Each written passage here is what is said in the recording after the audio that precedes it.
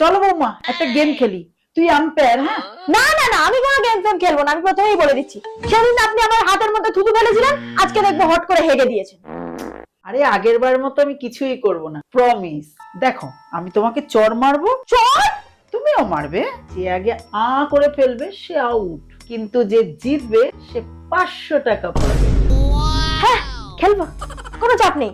একবার থুতুই তো ফেলেছিলেন, আমি হাত ধুয়ে নিয়েছি, কোনো ব্যাপার না। তারা বুড়ি, দেখাচ্ছি তোকে মজা।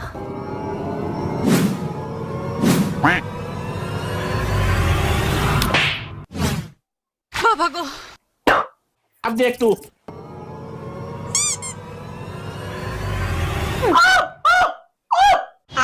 আরে আমি কি জোর ভয় পেয়ে গেছি।